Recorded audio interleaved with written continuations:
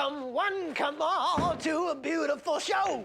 It's gonna be awesome and some other stuff. Dee-dee-dee-dee-dee-dee-dee-dee-dee-dee-dee. Some other musical stuff.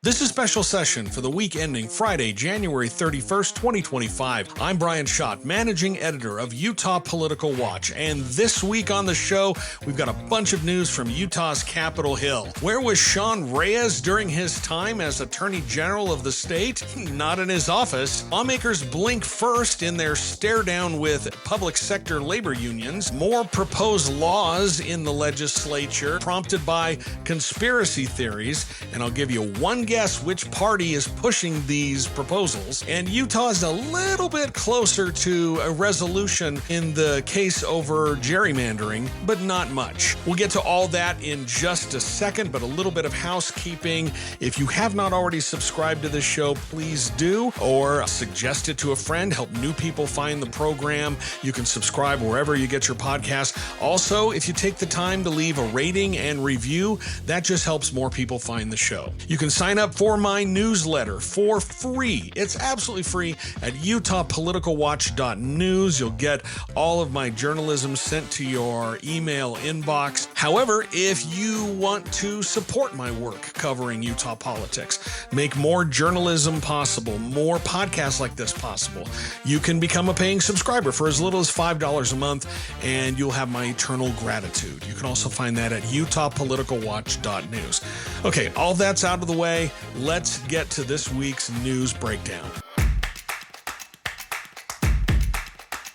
Talk about a Friday night news dump. On Friday, there was a legislative audit released, actually a pair of legislative audits, surrounding the tenure of former Utah Attorney General Sean Reyes. And there's a lot of stuff in there we already knew, but it was still quite shocking to read these reports from legislative auditors. What they concluded is that Reyes conducted state business from a private barbershop known as Mac's Place, spent a lot of time at this private barbershop in Salt Lake City conducting business. He also deliberately withheld information from state auditors, and it just painted this picture of an absent leader who prioritized his private interests over public duties. One of the things they said in the report was, quote, "The information we received showed that the AG appeared to spend a significant amount of time at this private location during business hours in the work week. It also appears that Attorney General office related business was being conducted at the barber shop."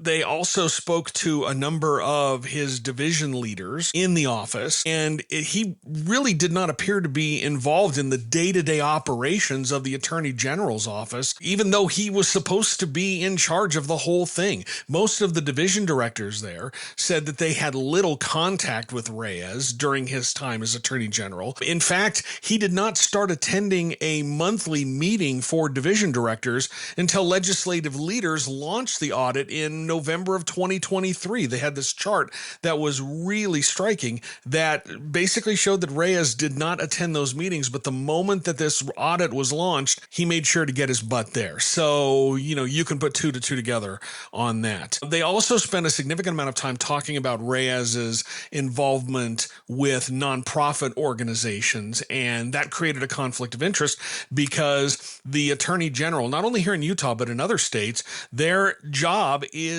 to oversee nonprofit organizations. They take a significant role. We all know about his involvement with Operation Underground Railroad and Tim Ballard. That is clearly a conflict of interest because Reyes is supposed to be in charge of regulating, in charge of enforcing regulations on nonprofit organizations, but the auditors concluded that he appeared to leverage his position as Attorney General to help and promote and fundraise for OUR. You will remember that Operation Underground Railroad came under fire in 2023 after there were some bombshell sexual harassment or sexual misconduct allegations against Ballard, and that he also allegedly misled donors. And that controversy also came and enveloped Reyes because of his longtime association television friendship with Ballard, and that raised questions about his judgment because he had such close ties to Ballard and Operation Underground Railroad. Now, to be fair, auditors said they didn't find any evidence that Reyes used state resources to assist OUR, but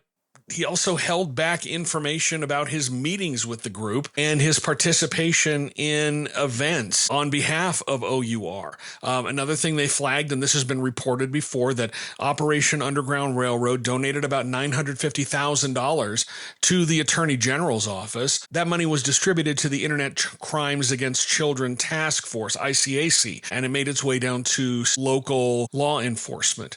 The problem with that is Reyes, the Attorney General's office, and Reyes painted this money as a federal grant when it wasn't. It was funded by these donations that came from Operation Underground Railroad. Now, Reyes also took the very unusual step of creating his own nonprofit organization, and that's called Liberate All, Value All, or LAVA. And the audit says that it appears that Reyes leveraged his official position as Attorney General to solicit donations for this organization, and then he would then take that money and distribute it to other nonprofits. And then you've got another conflict of interest because of that. Back to Reyes's schedule and withholding information from auditors. A lot of the information that Reyes withheld from auditors was because of attorney-client privilege. They claimed attorney-client privilege, or they claimed that it would hamper ongoing investigations. Auditors were able to get some of this information from other sources, and it's clear that there was really no attorney-client privilege involved at all. It was really weird that they did that. There was one example where in his calendar, they had a calendar entry for Reyes speaking at the Utah Sheriff's Association conference, but part of it was redacted. So it was a calendar entry for the event, the Utah Sheriff's Association conference, but there's some redactions. They got an unredacted version, and what he had redacted is that he didn't attend that event. It appeared that he was trying to make it look like he was doing more than he actually was. So you saw this calendar entry for Utah Sheriff's Association, but he didn't go. And that's just one example of the things that Reyes held back in this audit. So what can the state do? Well, not a lot to Reyes. The audit did not talk about any criminal activity on behalf of Reyes, but it was certainly unethical. And he was certainly doing things outside of what an attorney general shouldn't do. And he wasn't actually doing his job as attorney general. So lawmakers can do things going forward to put more guardrails around the office. They can do more to require more transparency, to require more ethical behavior from the attorney general going forward, but there's not a lot that they can do retroactively. So while this audit was alarming, I don't expect much to come of it. I think one of the biggest questions I get asked all the time as someone who reports on politics in the state is what's happening with the gerrymandering lawsuit? When are we going to know what's happening? Well, I guess sooner rather than later is the answer, because on Friday there was a court hearing finally over the lawsuit challenging the state's congressional maps from the League of Women Voters and a coalition of other plaintiffs. Judge Diana Gibson heard arguments for about 3 hours on Friday afternoon in this case. This was after the Utah Supreme Court ruled that the state legislature overstepped its bounds by gutting Proposition 4, which set up the Independent Redistricting Commission. So that was then sent back down to a lower court, Judge Gibson, and so she finally heard arguments on that on Friday afternoon. So the plaintiffs were asking the judge to block portions of the law that gutted Prop 4, which it did establish an independent redistricting commission, but it didn't give them any authority. It just made them an advisory committee. They drew maps. The legislature had to consider those maps, but they weren't obligated to adopt them, which is wildly different than what Prop 4 did. And they were challenging that. So she heard arguments over that. And what they were asking for is that she throw out the current congressional maps and then force a redrawing of those maps that followed the dictums of Proposition 4, which said that you couldn't take into account where incumbents live. You could not look at any partisan political data. You had to keep communities of interest together. You had to try to keep cities and municipalities together. And that's not what the legislature did at all. What they did is they split Salt Lake County into 4. It's almost as if they were able to surgically divide the 4 districts up to make them even more Republican than they already were. Don't get me wrong. If there are new maps, you're not going to see a Democrat district pop up. You're not going to see a swing district pop up. That's not going to happen. There are not enough Democrats in this state to make that happen. What you will see is maybe one of the 4 congressional seats that Utah has will be more competitive. Instead of it being an R+11 district, it might be R+6 or R+7. And in a wave year, you might see a Democrat win those seats. So it'd be much more competitive, but it wouldn't favor a Democrat. That's not how this would work. So that's what the plaintiffs are asking for. The lieutenant governor made a filing with the court, has requested that if there are new maps, they have to be finalized by November 1st of this year. That way she can put out the notice for the election, and the people who are running will know which districts they are running in. Meanwhile, the legislature, they were arguing, or at least their request to the judge, is they want the judge to decide whether lawmakers ignored the will of the voters when they passed the law that gutted the Prop 4 in the first place. That was their ask of the judge. They were asking for a summary judgment. So she heard arguments on both of those. After the hearing, she said she'd take it under advisement, which means that she'll make a decision at some point in the future. We don't know when it is. No matter what she decides, you can be assured that there's going to be another appeal up to the Utah Supreme Court, which whatever happens, that may go back down to a lower court. So we're a little closer to having a resolution on this, but we're not a bunch closer, if that makes any sense. And remember, now you've got this deadline of November 1st staring everybody in the face, and that's 9 months away as we start February. So more waiting, but we're a little closer to the finish is the answer there.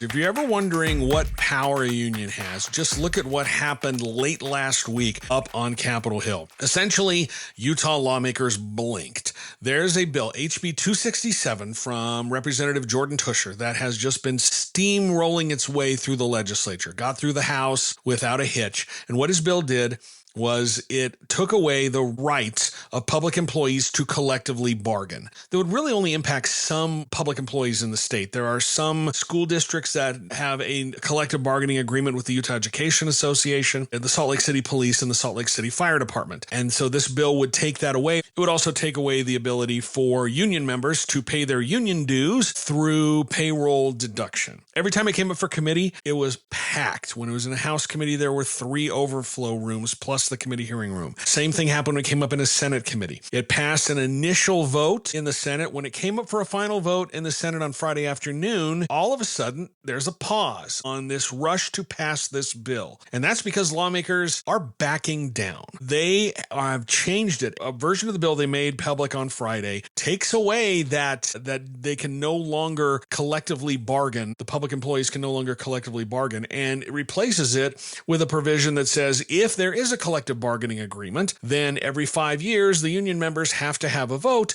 to decide whether they want the union to continue to bargain on their behalf. So it's a significant watering down of this bill that was seen as retaliation by lawmakers against the Utah Education Association for their opposition of Amendment A, which would have changed the way that the constitutional provision or the constitutional mechanism for funding public schools in the state. Right now, income tax money can only go to fund public and higher education and some social services, and they wanted to expand that. Utah Education Association opposed that. And then they also filed suit against the private school vouchers program, which takes money that's supposed to go to public schools and allows parents to pay for private education or homeschooling expenses or whatever with very little accountability. So they filed suit over that. And this bill was seen as retaliation for that. Now, lawmakers couldn't just go after the UEA. They would be opening themselves themselves up to a lawsuit. They couldn't say, well, we're just going to take away the ability of the teachers' unions. You can't do that. So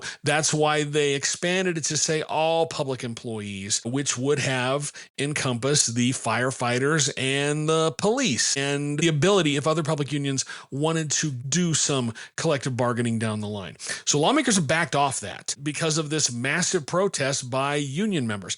They tried this last year. They had a bill that would have taken away the payroll deduction for union dues, and it would have required these unions to have a recertification vote every couple of years. But that one, there was massive opposition by the unions, and lawmakers backed down, and the bill never went anywhere. This one is getting closer to passage, but it's been significantly watered down because of union opposition. So it's fascinating that lawmakers once again are blinking. This is clearly to send a message in retaliation for what the Utah Education Association did. They'll deny it. Representative Jordan Tusher has denied that to me. He said it is not retaliation against the UEA.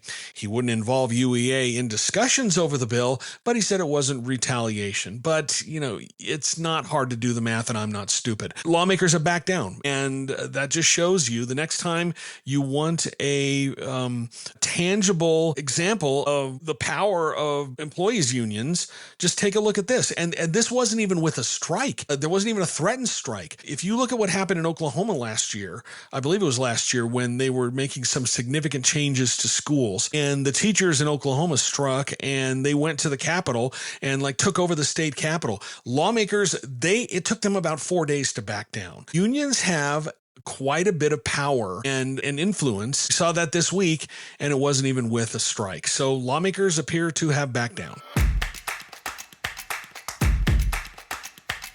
So this is becoming a regular segment on this podcast. Unfortunately, it's time for conspiracy theory bingo on Utah's Capitol Hill. There were a trio of bills this week that appear to be motivated by conspiracy theories, or people who believe in conspiracy theories. Let's talk about the biggest one of all. The first one is from House Majority Whip Carrie Ann Lisenby, and it's HB 332. What this bill does, it's an election bill, and it ends Utah's participation in the Electronic Voter Information Center, which is known as ERIC. That is a multi-state partnership where it's sort of a clearinghouse for voter registration information. Last year, several Republican states withdrew from ERIC because of election-related conspiracy theories stemming from Donald Trump's falsehoods about the 2020 election. The Utah Republican Party, a number of county parties in the state, passed resolutions last year calling on the state to withdraw from ERIC, but they have. So Lisenby's bill would take Utah out of ERIC. That's the first thing it does. It would also make it so that the state could not share Utah voter information with another state without legislative approval. That's the normal stuff that Lisenby's bill does. It's not great. That's at least normal sounding. One of the things that you heard Republicans talk about a lot was cleaning the voter rolls, which is what ERIC does. ERIC helps states make sure that a person is not voting in multiple states. If you cast a ballot in one state, ERIC is going to flag that, and you're not going to be able to cast a ballot in another state. So it's there to prevent voter fraud. But so how, if Utah pulls out of ERIC, how are they going to clean their voter rolls? Well, here's where it gets crazy. Lisenby's bill authorizes the lieutenant governor to contract with a third-party company to help maintain the state's voter registration database. Sounds great, huh? Well, there is a very specific requirement in the bill, and it's extremely curious. It says the company must use, quote, quantum technology. Okay, people are talking about quantum technology and AI. That's not what this is. This appears to be written for one company and one company only, and that is a gentleman by the name of Jay Valentine. Jay Valentine is pushing, he's approached a number of states pushing this technology he calls fractal quantum technology, and he's pitching it as something to fill in the void left by states that have withdrawn from ERIC. There's been reporting that he's approached Texas and a couple of other states trying to get them to sign on board. Well, that language, quantum technology, clears the field. This is written for one specific person, and it's Jay Valentine. So who is Jay Valentine? Well, he is an election conspiracy theorist who has worked closely with Sidney Powell. If you remember her, she was one of Donald Trump's lawyers in the aftermath of the 2020 election. She was alleging this massive multinational conspiracy led by the dead Venezuelan dictator Hugo Chavez and Henry Kissinger and Bill Gates and a whole bunch of other people to steal the election, that voting machines were flipping votes. She's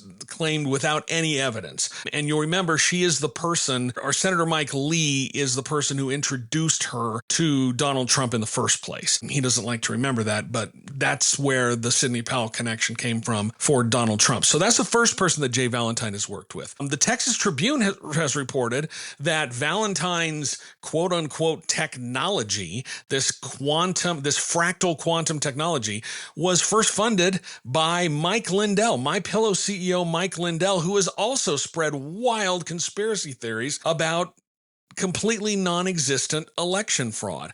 Valentine has made a number of really outlandish claims about the abilities of his quantum technology. One of them, he claims that it found over 1.4 million voters in Pennsylvania using illegal addresses. He hasn't been able to back that up, but that's what he claims. So here's what Lisenby wants to do. Now remember, this appears to be written for one person. So Lisenby's bill would give this contractor, who could probably only be Jay Valentine or his company, it would not only give him access to Utah's voter rolls, it also directs other state agencies to cough up massive amounts of personal information about you and me. It directs the state tax commission to hand over motor vehicle registration information and property tax information. And then it also says that the Division of Workforce Services has to give him access to Medicaid application records. And what Valentine claims he can do is he's going to take all that information and then he can find people who are registered to vote at an address that they don't live there anymore. And he's claiming that what's happening is there are hundreds of these ballots going to or thousands or millions of these ballots going to these addresses, going to these non-existent voters at these addresses. And then they are harvested by Democratic leaning or left leaning non-governmental organizations who then somehow cast ballots in the name of these people who don't exist, these voters who don't exist, to help Democrats win elections. And that's the person who Carrie Ann Lisenby, the number 3 Republican in the Utah House of Representatives, this is the person she wants to turn over access to Utah's voter rolls, property tax information, voter vehicle registration information, and Medicaid applications. That's what she wants to do. That's what this bill does. And how do I know that this is for him? Well, she has met with Valentine. There is a group out there, and I've talked about them before. It is Utah Citizens for the Constitution. It is a right-wing group. It is led by Jen Brown, who, spoiler alert, has no academic credentials about the Constitution, but she likes to portray herself as an expert on the Constitution. But she has no academic credentials on this. She's also, let's just say that there's not a conspiracy theory about election fraud that Jen Brown has not found and liked. She's latched onto so many of these conspiracy theories. And in May of last year, she brokered a meeting with Valentine and House Speaker Mike Schultz and Lisenby at the Utah State Capitol. She's posted about this on social media. They have met with this person, again, who says that he has this quantum fractal technology that can detect voter fraud before it happens or whatever. And Lisenby, Carrie Ann Lisenby, wants to make it so that he can get access to all this information from Utahns. Also, don't sleep on this. Speaker Mike Schultz has taken aim at mail-in voting. He thinks that there are ways to improve mail-in voting. It just so happens to be the kind of thing that Jay Valentine has talked about as well. And Schultz has met with Valentine. And now there's a specific bill out there that seems to be written for the benefit of Jay Valentine. So that's fun, isn't it? That's neat. That's conspiracy theory bill number 1 from this last week. The second one that came up was HB 185 from Representative Lisa Shepherd. She is a freshman Republican. And what this one does, apparently there is a looming threat for Utah from the World Health Organization or the United Nations or the World Economic Forum. They are just licking their chops to take over the state of Utah. So into the breach steps Representative Lisa Shepherd, who has a bill that would make it so any dictate from those organizations, any declaration from those organizations would not be valid here in Utah, that they have no authority, they have no jurisdiction in the state. They already don't have jurisdiction in the state, but she wants to make it extra clear that they don't have any jurisdiction here. And this is only accelerated when President Donald Trump, when he first came into office, signed an executive order that the United States would withdraw from the World Health Organization. Another one of those organizations, the World Economic Forum, they have become the target of a lot of really wild conspiracy theories. People believe that they're behind a plot to deliberately crash the world economy in order to establish an authoritarian world government. During the hearing, Shepherd admitted there have been no such directives from the World Health Organization or the WEF or the United Nations directed at Utah, but better safe than sorry, apparently. During the hearing, and there was a lot of people talking about conspiracy theories. There were a lot of people bringing up these international boogeymen who are just chomping at the bit. Is it chomping or champing? Champing at the bit. I'll say champing at the bit to just enslave the good people of Utah, or as Governor Cox would call them, the free people of Utah. But one really stuck out, and it is another member of the legislature. It's freshman Representative Christian Chevrier, who was elected to replace Representative Brady Brammer, who moved to the Utah Senate. Anyway, she is an anti-vaccine activist. She started this group called Vaccine Freedom Utah, and she was very active during COVID. She specifically talked about the World Health Organization, the United Nations, and the World Economic Forum. Or during her testimony, she specifically showed up to give public testimony. The governing bodies of the World Health Organization, the United Nations, and the World Economic Forum are not elected by the citizens of Utah, nor are these appointed officials ultimately accountable to us. The citizens of Utah have no recourse or means of redress for potential harm incurred by enacting policies recommended by the WHO, the UN, or the WEF. The UN and the WHO's stated goals within its One Health agenda include total biosurveillance of humans and animals and digital passport programs that masquerade as choice. And you heard her say total biosurveillance, which is a really scary sounding term. That conspiracy emerged during the COVID-19 pandemic. It focuses on governments and private companies allegedly using technology to monitor and control populations. There was an attempt to hold the bill. Representative Andrew Stoddard, he was worried that there is a provision in the bill that could inadvertently prevent Utah officials from acting on any type of recommendation from an international organization. Say there's another pandemic, bird flu, bird flu. Anyway, he tried to hold the bill so they could work on the language. The Republicans weren't having it, and so they advanced it on a party line vote. And then our third conspiracy theory that has morphed into legislation from this week. Let me ask you a question. When it comes to dental health, who are you going to listen to? On one side, you have medical professionals, you have dentists, you even have the dean of the University of Utah Dental School. Okay, that's group A. And on the other side, you have people claiming that fluoride in water should be a parent's rights issue. It should be a parental choice issue. Parents should decide what goes into their children's bodies, not government agencies. So which group are you going to listen to? Okay, now that you've thought about that, which group do you think that the Republicans on a House committee listen to?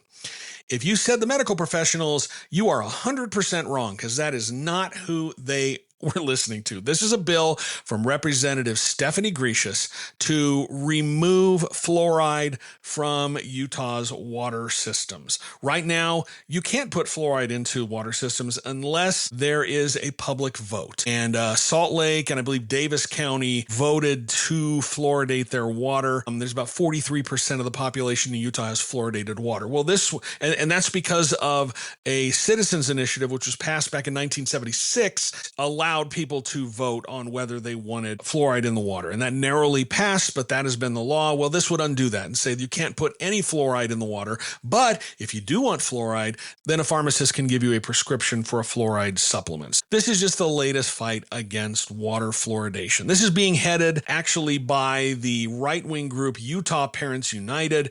Their president, Corinne Johnson, who was a candidate for lieutenant governor earlier this year. She was Carson Jorgensen's running mate on his gubernatorial ticket, and I think Utah dodged a bullet on that one. Anyway, she's been pushing this to get rid of fluoride in the water because it should be a parental choice issue.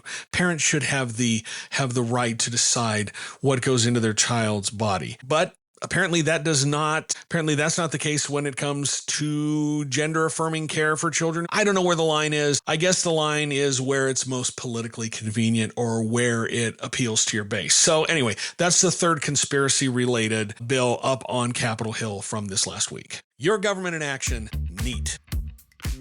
And that will do it for this week's show. I want to thank you again for taking time out of your day to listen. Reminder, if you feel so inclined, leave a rating and review of this podcast, wherever you get your podcasts, Apple Podcasts, wherever that might be. That helps their algorithms suggest the show to new listeners, and I would really appreciate that. If there's a topic that you'd like me to tackle or a guest that you'd like to hear, you can reach out and let me know.